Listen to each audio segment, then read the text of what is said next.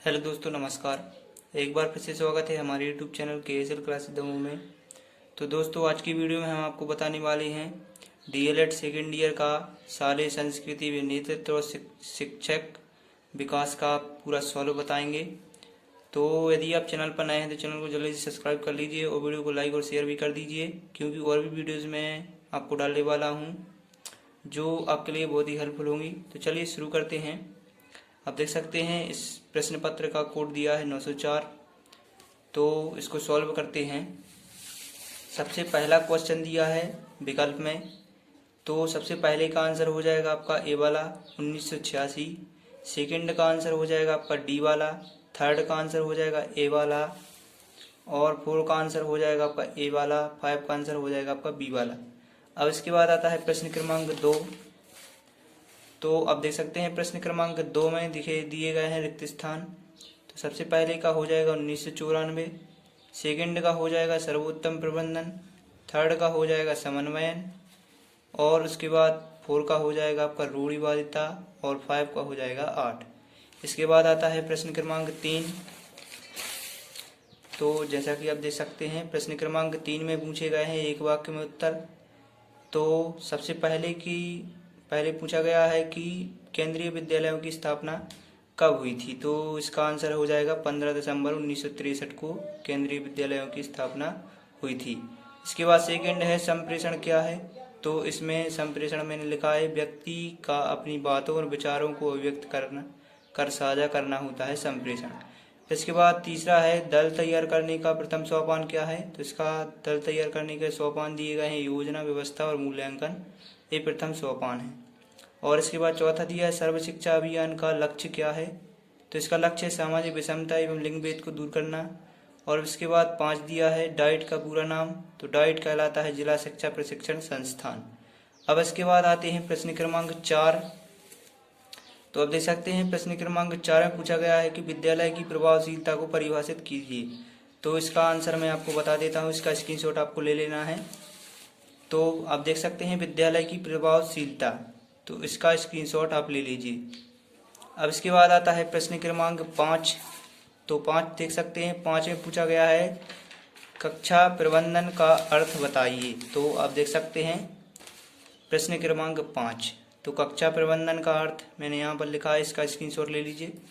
इसके बाद दिया है प्रश्न क्रमांक 6। प्रश्न क्रमांक 6 में पूछा गया है प्रधानाध्यापक की परिभाषा। तो प्रश्न क्रमांक 6 की परिभाषा मैंने लिखी है, तो आप देख सकते हैं, इसका भी स्क्रीनशॉट ले लीजिए। अब आता है इसके बाद प्रश्न क्रमांक 7। देख सकते हैं प्रश्न क्रमांक 7 में दिया है कि मध्य प्रदेश जन शिक्षा अधिनियम का उद्देश्य क्या है। तो उद्देश्य बताना है। तो प्रश्न क्रमांक 7 मैंने लिखा है, तो इसका भी स्क्रीनशॉट ले लीजिए। तो ये आपका प्रश्न क्रमांक 7 हो गया। अब इसके बाद आता है प्रश्न क्रमांक 8। तो प्रश्न क्रमांक 8 देख लेते हैं। प्रश्न क्रमांक 8 में पूछा गया है कि राष्ट्रीय शैक्षिक अनुसंधान परिषद का गठन कब हुआ। तो इसका आंसर मैं बता देता हूँ। आप देख सकते हैं NCERT का गठन। तो ये आपका प्रश्न क्रमांक 8 हो गया। इसके बाद आता है प्रश्न क्रमांक 9। तो प्रश्न क्रमांक 9 को मैंने बाद में किया था, इसको मैं बाद में बताऊँगा। इसके बाद देखते हैं प्रश्न क्रमांक 10। तो प्रश्न क्रमांक 10 में विद्यालय के कार्य बताने हैं। तो विद्यालय के कार्य आप देख सकते हैं, विद्यालय के कार्य, इन सभी कार्यों का स्क्रीनशॉट भी ले लीजिए। इसके बाद आता है प्रश्न क्रमांक 11। तो प्रश्न क्रमांक 11 में पूछा गया है, 2 प्रश्न दिए गए हैं, अथवा का किया है मैंने कक्षा कक्ष प्रबंधन के उद्देश्य। तो प्रश्न क्रमांक 11 कक्षा कक्ष प्रबंधन के उद्देश्य आप देख सकते हैं, तो इसका भी स्क्रीनशॉट ले लीजिए। इसके बाद आता है प्रश्न क्रमांक 12। तो प्रश्न क्रमांक 12 में आप देख सकते हैं कि क्या पूछा गया है। तो 12 का मैंने अथवा वाला किया है, प्रधानाध्यापक के दायित्व को लिखना था। तो इसका आंसर मैं आपको बता देता हूँ। तो आप देख सकते हैं कि प्रधानाध्यापक के दायित्व को यहाँ पर मैंने लिखा है, तो इन सभी का स्क्रीनशॉट ले लीजिए। अब इसके बाद आगे मैं बताता हूँ। और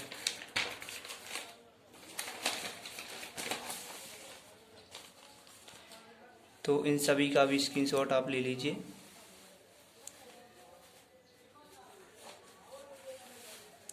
अब इसके बाद आता है आपका प्रश्न क्रमांक 13। तो प्रश्न क्रमांक 13 को आप देख सकते हैं, इसमें 2 प्रश्न पूछे गए हैं। एक समूह नेतृत्व है और एक है आपका दल नेतृत्व। मैंने समूह नेतृत्व किया है, तो आप समूह नेतृत्व का स्क्रीनशॉट ले लीजिए।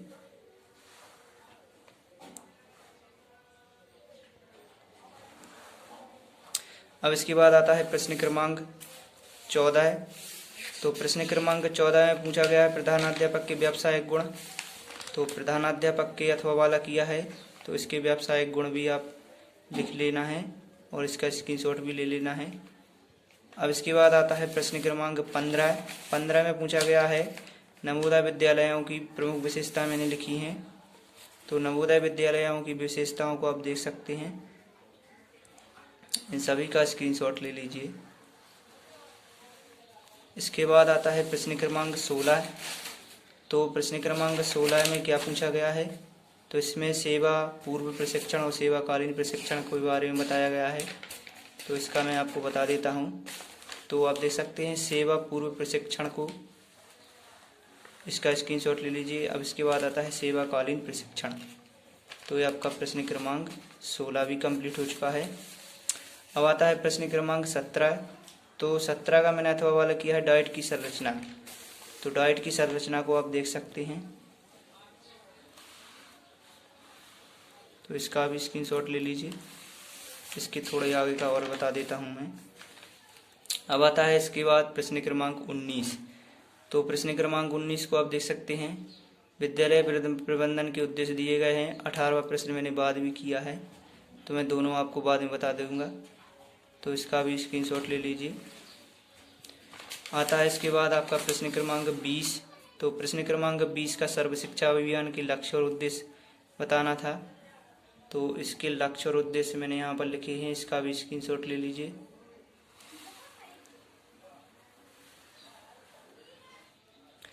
इसके बाद जो क्वेश्चन रह गए थे, ये थोड़ा और बचा है, तो इसका भी ले लीजिए। क्वेश्चन 9 रह गया था, तो क्वेश्चन 9 का आप आंसर देख सकते हैं।